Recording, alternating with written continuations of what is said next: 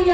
നമ്മളെ തകർക്കുവാനും മുടിക്കുവാനും അവൻ ചില പദ്ധതികളിടും. പക്ഷെ ദൈവമക്കളെ ഒന്ന് നിങ്ങൾ കരുതിക്കോ, അവൻ പതറിപ്പോകുവാൻ തളർന്നു പോകുവാൻ നമ്മളെ ശത്രുവിന് വിട്ടുകൊടുത്തിട്ടില്ല.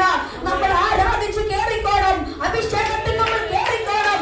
ശത്രുവിനെ തന്ത്രമായി രുചിച്ചതിന് അവന്റെ ഹല്ലേലൂയ അവനെ തകർക്കുവാനാ ദൈവപുത്രൻ ഭൂമിയിൽ വന്നത്.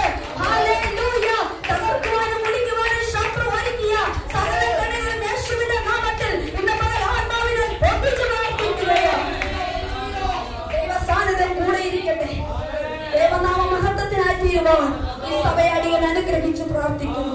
ദൈവ സാന്നിധ്യം കൊണ്ട് ഇതിനകത്ത് നിറയുന്നതിന് സ്തോത്രം. ദൂതന്മാർ കാവലായി ഇതിന്റെ അകത്ത് ഇറങ്ങട്ടെ. പരിശുദ്ധാത്മാവേ, അങ്ങയുടെ സാന്നിധ്യം ഇതിന്റെ അകത്ത് മർക്കോസിന്റെ മാളികയിൽ പെയ്തിറങ്ങിയ പരിശുദ്ധാത്മാവിന്റെ അഗ്നി ഇതിനകത്ത് വ്യാപരിക്കട്ടെ. അഭിഷേകം കൊണ്ട് ഇതിനകത്ത് പരിശുദ്ധനെ പരിശുദ്ധനെ പരിശുദ്ധനെ അങ്ങയുടെ സാന്നിധ്യം ഇതിനകത്ത് വ്യാപരിക്കട്ടെ. അഭിഷേകം ഒഴുകട്ടെ.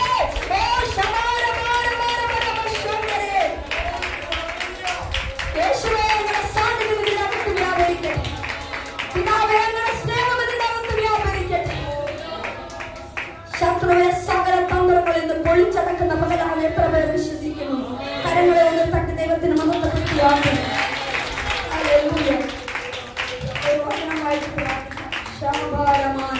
ഉൽപ്പത്തി 12:2 ഞാൻ നിന്നെ വലിയൊരു ജാതിയാക്കും, നിന്നെ അനുഗ്രഹിച്ച് നിന്റെ പേർ വലുതാക്കും, നീ ഒരു അനുഗ്രഹമായിരിക്കും.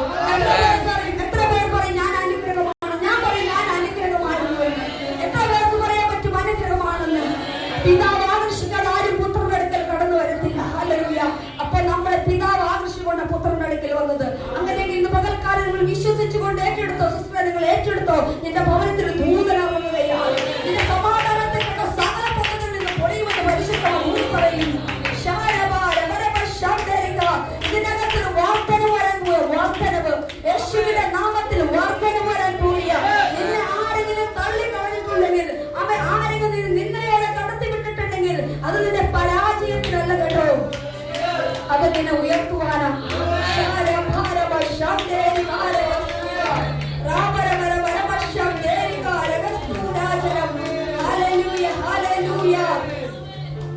കർത്താവേ, ഈ കേട്ട വചനം ഈ ജനത്തിൽ മേലെ റിലീസ് ചെയ്ത് പ്രാർത്ഥിക്കുന്നു.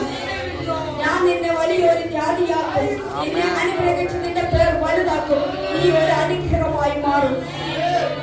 ഈ ജനം ഒരു അനുഗ്രഹമായി മാറട്ടെ.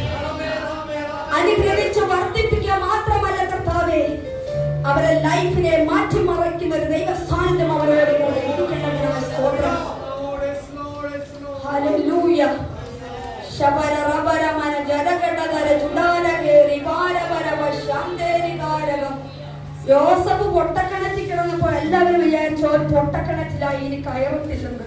Hallelujah, hallelujah. പൊട്ടക്കിണറ്റിൽ തീർന്നു പോകുവാൻ, അടഞ്ഞു പോകുവാൻ അല്ല അവനെ പൊട്ടക്കിണറ്റിലാക്കിയത്. ഹല്ലേലൂയ.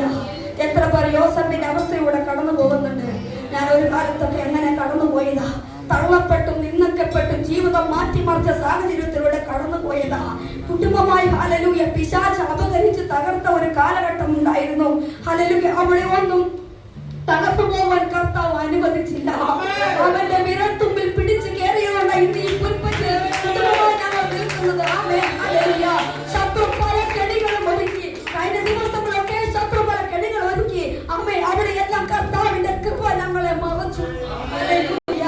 അതുകൊണ്ട് തകർക്കുവാനോ മുടിക്കുവാനല്ല ഈ വേദന തരുന്നത്. എന്തിനാണെന്നറിയോ? അവൻ പൊന്നാക്കി മാറ്റുവാൻ. എത്ര പേർ വിശ്വസിക്കുന്നത് എന്നെ ഇത് പൊന്നാക്കി മാറ്റുമെന്ന്?